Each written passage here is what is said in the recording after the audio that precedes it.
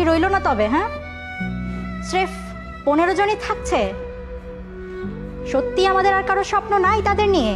Bangladesh team champions trophy যাবার আগে যেদিন ফটো সেশন ছাড়লো, সেদিন এই ছবিটা টি স্পোর্টসের অফিসিয়াল ফেসবুক পেজে আপলোড করা হয়। ক্যাপশনে দেওয়া ছিল এই কথাটা, 15 জনের কাঁধে 16 কোটির স্বপ্ন। ছবিটা প্রচুর পরিমাণে ভাইরাল হয় এবং অনেকেই এটাকে শেয়ার দিয়ে লেখা শুরু করে 16 কোটি না, 15,99,99,999 জন। আমাকে বাদ দেন। এভাবে একে একে সংখ্যা কমিয়ে বলা শুরু করে অনেকেই, আমাকেও বাদ দেন, আমাকেও বাদ দেন। তার মানে তাদের কারো স্বপ্ন নাই।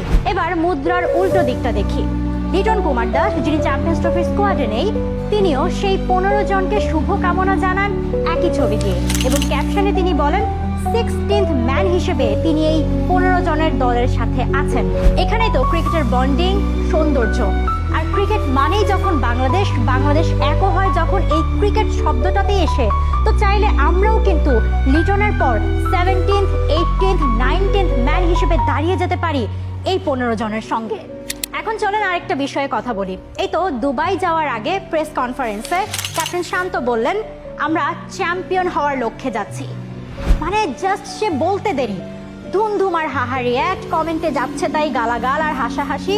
মানে ব্যাপারটা এমন যে এ বলে কি, পাগল হয়েছে নাকি? চ্যাম্পিয়ন হবে? আচ্ছা সত্যি করে বলেন তো, আমরা কে চাই না যে বাংলাদেশ চ্যাম্পিয়ন হোক? কে চাই না বাংলাদেশকে অমন জায়গায় দেখতে? আমরা সবাই চাই, আমরা সবাই চাই। আর শান্ত যদি ওটা না বলে বলতো যে ওকে আমরা 1-2টা ম্যাচ জিততে যাচ্ছি, ওটাই আমাদের টার্গেট, খুশি হতেন? মোটেও না।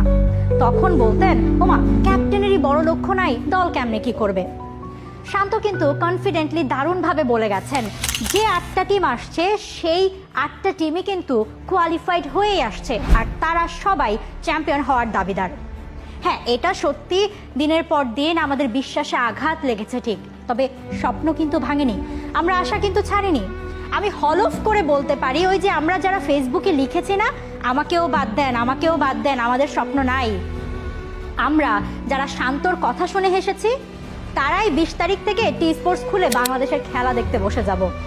এমনকি ব্যস্ত থাকলেও টি স্পোর্টস অ্যাপে একটু পরপর ঢু মারবো, কি হলো রে খেলার, কি অবস্থা, আর দোয়া করতে থাকবো, আল্লাহ জিতায় দেন, আল্লাহ জিতায় দেন। আমরা লিটারেলি তাই করব, কারণ আমাদের রাগ, ক্ষোভ, দুঃখ, কষ্ট, হতাশা সব কিছু থাকতে পারে, কিন্তু এসবের মাঝেও বাংলাদেশ ক্রিকেটের প্রতি আমাদের ভালোবাসা শেষ হবার না। কারণ বাংলাদেশ ক্রিকেট আমাদের জন্য, আমরা বাংলাদেশ ক্রিকেটের জন্য। আমরা দলের অবস্থান জানি, ফর্ম জানি, বাস্তবতাও জানি। শান্তরাও জানেন, পারবে কি পারবে না এসব বাদ দিয়ে লড়াইয়ে অংশ তো নিতে গেছে দল। চলুন আমরা গোটা দেশ তাদের বিরুদ্ধে গিয়ে তাদের চ্যালেঞ্জটাকে আর বাড়িয়ে না দেই, বরং আমরা সাহস যোগাই তাদের যে আমরা তাদের পাশেই আছি, তাদের সাথেই আছি।